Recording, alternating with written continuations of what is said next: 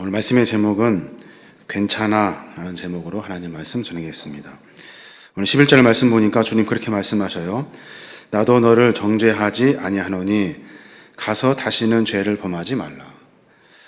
나도 너를 정죄하지 아니하노니 가서 다시는 죄를 범하지 말아라. 사랑하는 여러분, 누군가 나의 잘못을 용서해주고 또 내가 용서를 받을 수 있다는 것, 이것이 얼마나 큰 은혜인지 모르겠습니다. 생각해보면 매번 우리는 용서를 받으면서 살아가고 있는 것 같아요. 이것이 참으로 귀하고 큰 은혜가 아닐 수 없습니다. 내가 많은 죄를 지어도 많은 잘못을 하여도 주님은 우리에게 수도 없이 용서해 주신다는 거예요. 근데 그 용서를 받았다는 것을 안다는 것, 그렇구나, 내가 용서받았구나 라는 사실을 안다는 것은 그냥 쉬운 일이 아닙니다. 어쩌면 더 크고 무거운 책임과 실천을 약속해야 한다는 것을 의미합니다. 왜냐하면 주님은 우리에게 이렇게 말씀하시거든요. 나도 너를 정죄하지 아니하노니 가서 다시는 죄를 범하지 말아라.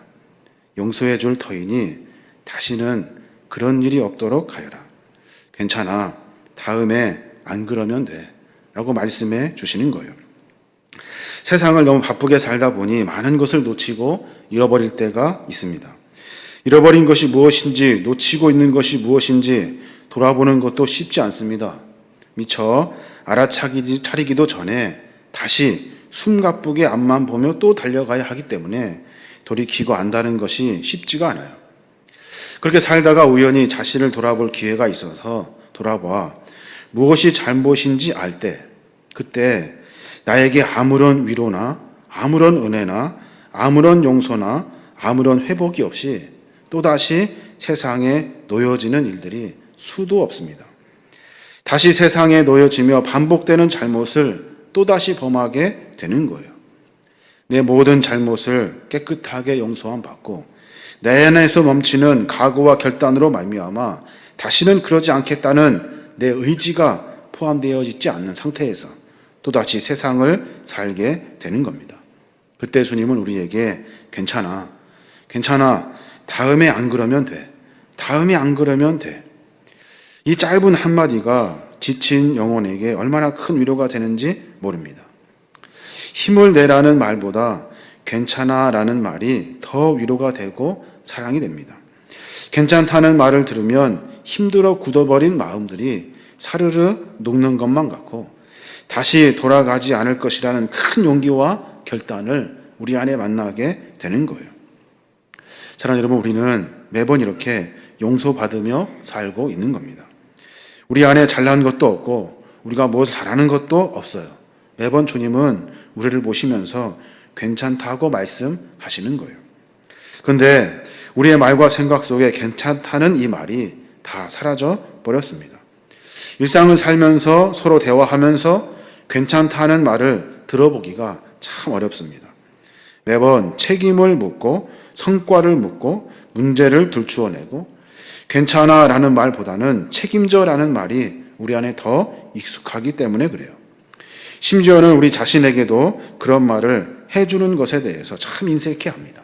나를 향하여 괜찮아, 잘하고 있어 라고 말하는 그 위로의 말이 참 인색합니다. 지나가 보니 잘한 것이 하나도 없는 것 같아요. 사람과의 관계도 그렇고 사회생활도 그렇고 주님을 향한 신앙생활도 그렇고 그리스도인으로 산다는 것도 약속한 주님 앞에 드리려고 하는 예물도 모든 것들이 잘한 것이 하나도 없는 것 같아요. 여러분은 좀 어떠십니까? 뒤돌아보니 그런 것 같아요. 그런데도 주님은 우리에게 말씀하셔요. 아무런 잘한 것도 없는데 잊혀져가는 이 말을 우리에게 계속해서 반복해서 말씀하셔요. 괜찮아, 다음에 잘하면 되지. 괜찮아, 다시는 안 하면 되지. 이 말씀 속에 담겨진 예수님의 마음을 여러분 이해할 수 있어야 하는 거예요. 주님이 십자가에서 우리에게 사랑과 용서의 마음을 담아 십자가의 사건을 이루어내십니다. 십자가의 사건은 하나님의 사랑과 용서를 표현하는 정말로 놀라운 은혜의 사건이 아닐 수 없습니다. 괜찮아, 내 안에 있다면 괜찮아, 내게 돌아올 수 있다면 괜찮아, 내가 깨달을 수 있다면 괜찮아, 무엇이 잘못되었는지 안다면 괜찮아. 왜냐하면 내가 너와 함께 할 거니까. 십자가 위에서 예수님께서 돌아가실 때 하신 말씀이 기억이 납니다. 뭐라고 말씀하시냐면 다 이루었다라고 말씀하셔요. 다 이루었대요. 다 이루었다는 말은 이제 끝났다는 말이 아니에요. 이 말은 괜찮아. 나는 이렇게 고통받아도 괜찮아. 이것이 너희를 위한 일이기 때문에 괜찮아. 또한 너희도 어렵고 힘들고 죄 가운데 있지만 괜찮아. 십자가를 바라보며 주 앞에 돌아갈 수 있으면 괜찮아. 라고 말씀하시는 하나님의 음성이 되는 거예요.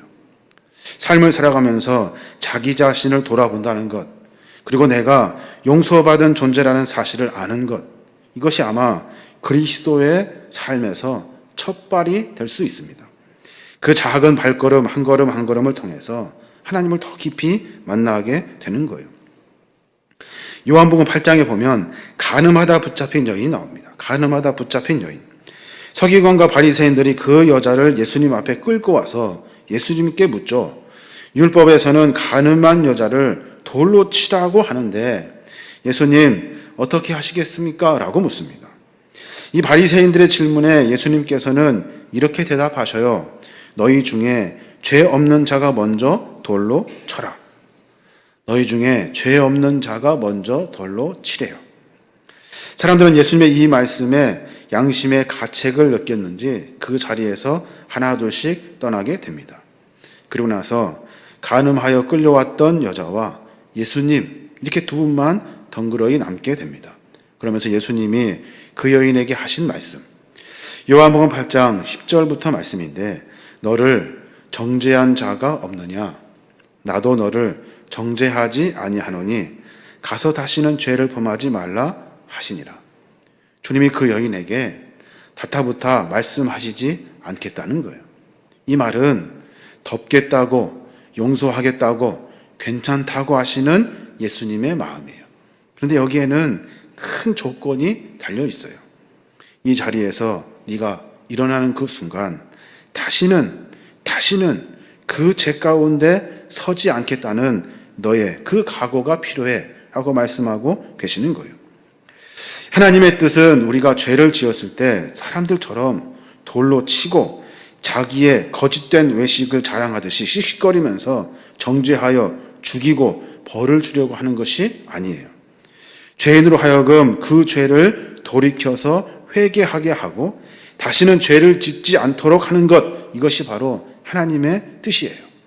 세상에서 수많은 죄를 지었어도 주님 앞에 나오면 괜찮아요. 세상에 수없이 악한 일들을 하였어도 주님 앞에 나와 주님 앞에 내 죄를 다 토설하고 내어놓으면 주님은 왜 그랬니? 라고 말씀하시지 아니하시고 괜찮아 라고 위로해 주시는 거예요. 그리고 나서 우리에게 요구하셔요. 앞으로 어떻게 살 거니? 앞으로 너는 어떻게 살 거니? 라고 물으신다는 거예요. 괜찮으니까 앞으로 다시 그런 죄의 길로 가지 않기를 원하시는 것이 예수님의 마음이에요. 우리에게 베푸신 주님의 마음이고 우리에게 베푸신 주님의 사랑이 되는 거예요. 생각해 보니까 참 기가 막힌 일입니다. 나를 보고 주님이 괜찮다고 하시는 거예요. 나를 보고 주님이 괜찮대요. 여러분 이해가 되십니까? 성경에는 하나님의 위로와 용서를 깨달은 자들의 이야기가 수도 없이 나옵니다. 그 중에 사도 바울의 이야기가 눈에 띄는데 그는 주님을 만나기 전에 사울이라는 이름으로 예수님을 믿는 자들을 핍박했던 사람입니다. 바울은 사울이었을 때 그때 스스로 폭행자다라고 불렀어요. 하나님에 대해 증거하고 예수님을 전하던 그 스데반을 잡아다가 신승모독죄로 대중 앞에 세워가지고 돌로 쳐 죽인 자가 바로 폭행자 사울이에요. 그랬던 그가 다메섹으로 가던 길에 예수님을 만납니다. 그리고 나서 이름까지 바울로 바꾸고 새 사람으로 거듭이 납니다. 예수님을 만난 후 바울은 그의 과거를 회상하면서 이런 고백을 합니다.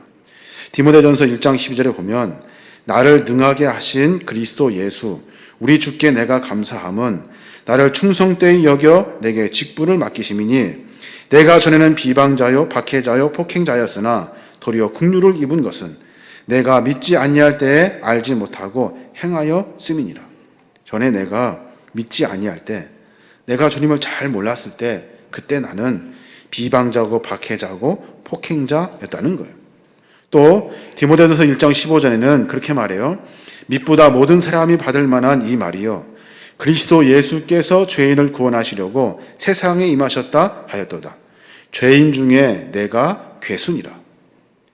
주님께서 죄인을 구원하시려고 오셨는데 그 죄인의 우두머리가 바로 나라는 거예요. 나. 바울은 복음을 전파하던 그리스도인들을 잡아 돌로 쳐 죽이는 그런 일들을 했던, 스스로 비방자고 박해자고 폭행자라고 고백하고 있는 거예요. 그때는 알지 못했지만 이제는 주님 앞에 서서 다시 자신을 돌아보니 과거에 그가 행했던 일들이 얼마나 악한 일이었는지 알게 되었다는 거예요. 그런데 주님이 나에게 이렇게 말씀하시는 거예요. 괜찮아, 괜찮아. 충성되이 여겨 내가 너에게 직분을 맡겨 줄게. 수없는 죄 가운데 있는 나를 주께서 부르셔서 괜찮대요.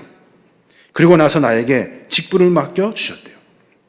예수님을 핍박한 과거를 가지고 있는 그 바울이, 비방자요 박해자요 폭행자였던 그 바울이, 악한 일을 하였던 자신을 괴수라고 말했던 그 괴수 바울이 예수님의 그 용서함을 받게 되는 거예요. 저는 이 말씀을 묵상하면서 그런 생각이 들어요. 여러분, 괴수는 우두머리라는 말입니다. 우두머리, 으뜸 괴자에 다스릴 숫자를 씁니다. 괴수는 우두머리라는 말이에요. 자기가 뒤돌아보니 과거에 나는 죄인들의 괴수였대요. 이제는 나는 죄인의 괴수로 살지 않겠다는 거예요. 저는 이 괴수라는 말을 으뜸 괴자에 다스릴 숫자가 아니라 기이할 괴자에 짐승수를 쓰고 있는 바울의 그 내면의 고백을 우리가 엿볼 수 있어요. 나는 짐승이었대요.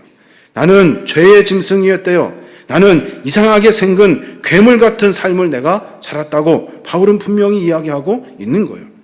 나는 괴물이었습니다. 나는 괴물이었습니다. 라고 자신을 반성하고 돌아본 후에 나는 주님의 은혜를 만났습니다. 그래서 괴물의 삶을 다 벗어버리고 이제 하나님의 마음을 닮은 하나님의 사람으로 살고 있습니다.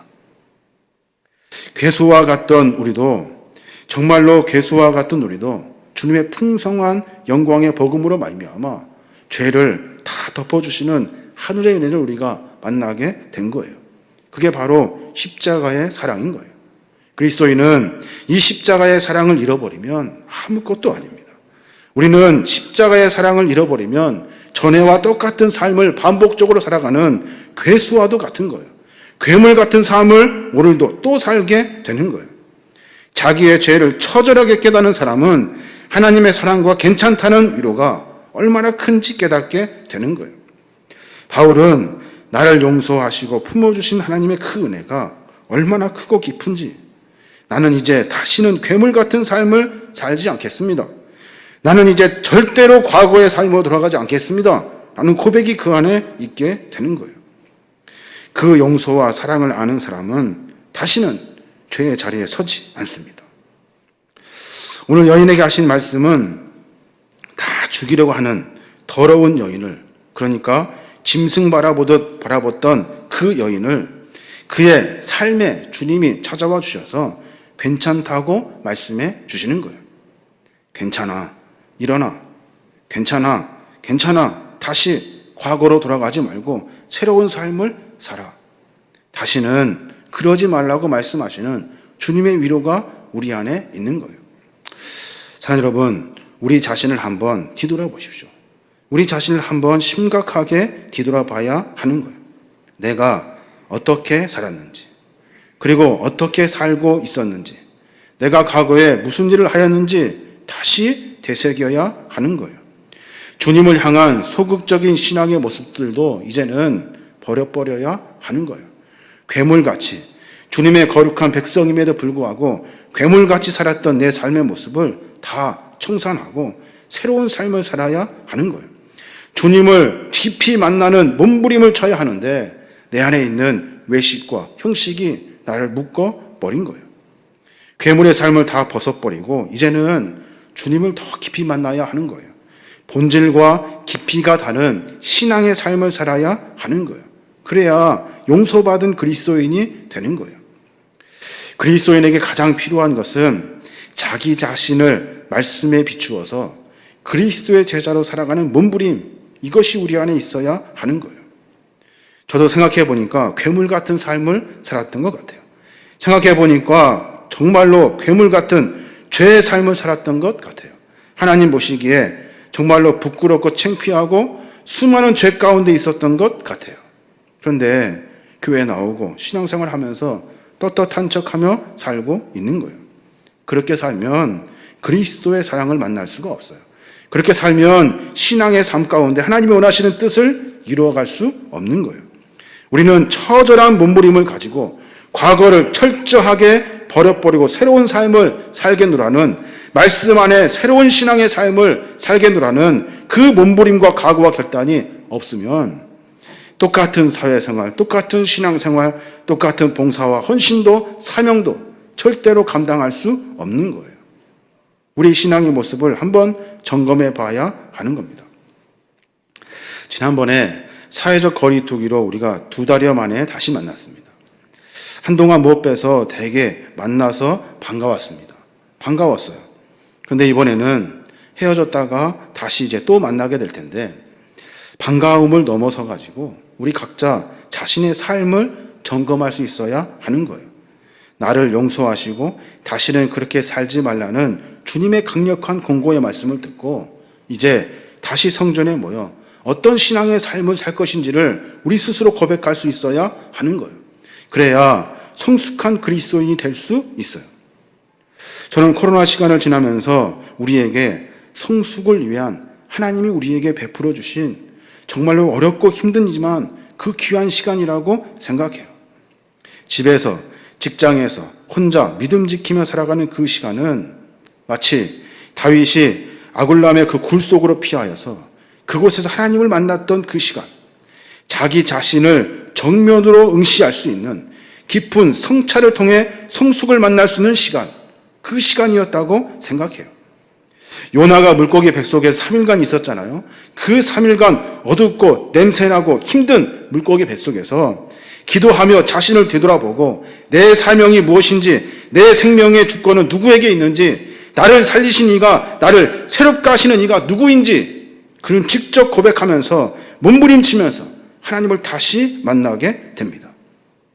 코로나 시간은 그런 시간인 거예요.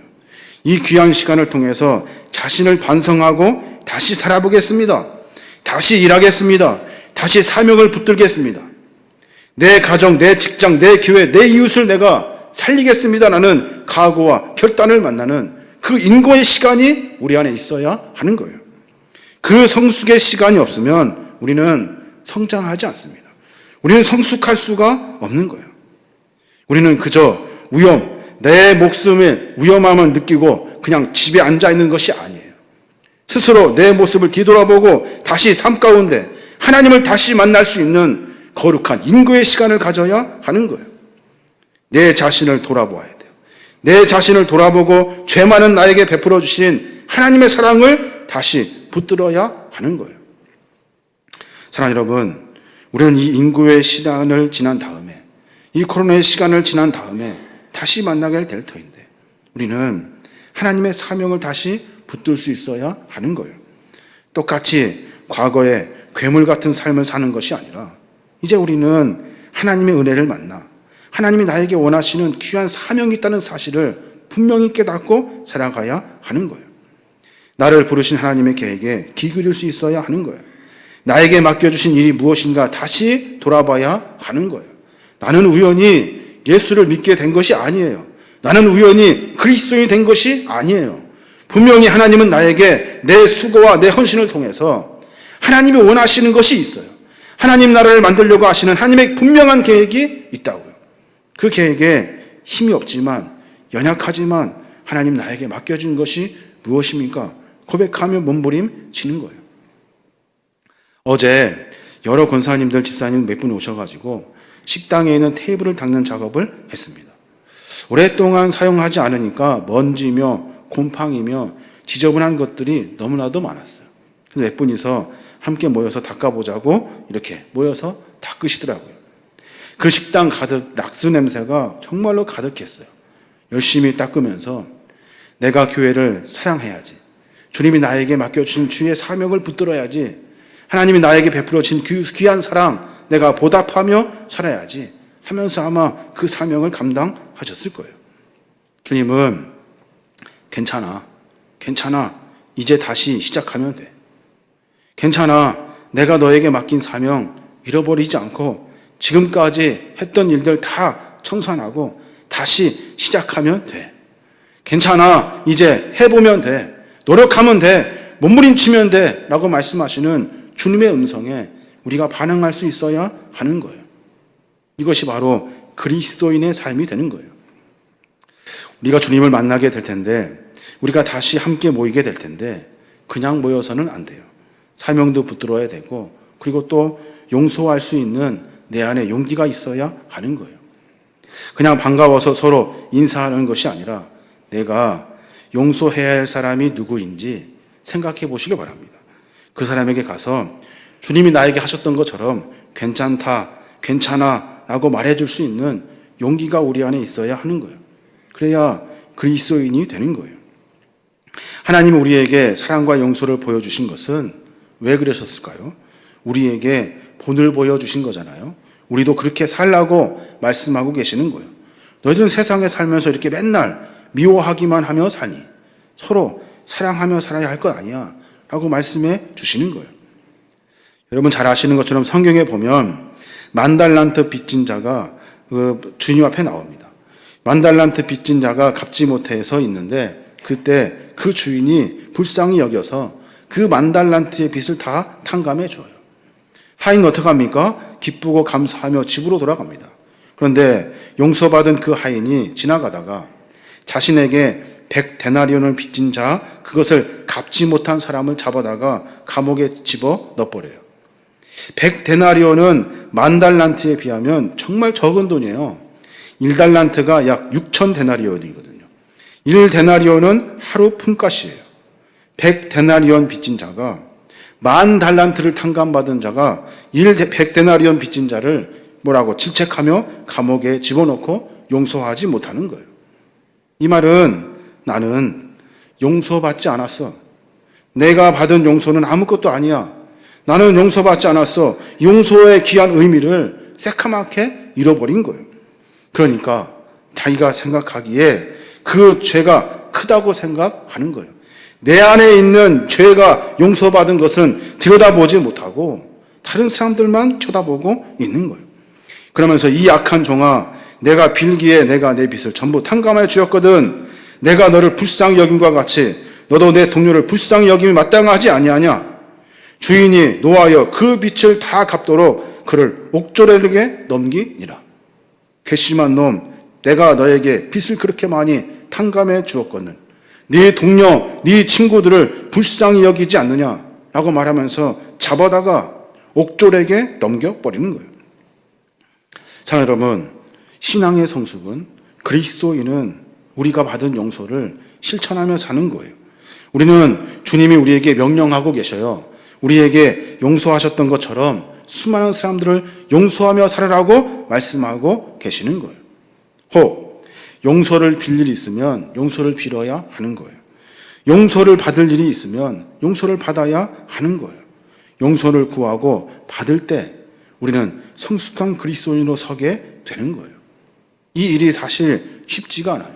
저도 설교하면서 내 안에 분이 가득한 용서하지 못하는 사람이 있다고요. 근데 이것을 꺾어내야 돼요. 꺾어서 괜찮다고 말해줄 수 있는 신앙의 성숙을 만나야 하는 거예요. 근데 이게 쉽지가 않아요. 수없이 결단해야 되고 수없이 각오해야 되고 수없이 내 안에 정의와 옳음과 내 판단을 꺾어내지 않으면 괜찮다라고 말하기가 쉽지가 않은 거예요. 우리가 코로나 시기를 지내면서 이 용기를 가져야 하는 겁니다. 그리고 다시 뜨겁게 사랑할 수 있어야 하는 거예요. 이제 다음 주 특별한 일이 없으면 우리 함께 모여 예배하게 될 텐데 모이게 되면 구역, 클럽, 부서의 활동 서로 사랑하는 마음으로 다시 뭉쳐야 하는 거예요. 그냥 왔다가 급하게 돌아가는 것이 아니라 서로 안부도 물어보고 가리가 막 같이 함께 사역했던 귀한 부서에서 서로 사랑의 교제를 또다시 나눠야 하는 거예요. 우리 안에 사랑이 뭉쳐서 그리고 복음으로 연결될 때 그 사랑은 전파력을 갖게 되어 있는 거예요. 여러분 아까 영상도 보셨습니다만 아프리카 라이베리아에 우리가 쌀을 나눠주었어요. 쌀을 살 수가 없대요.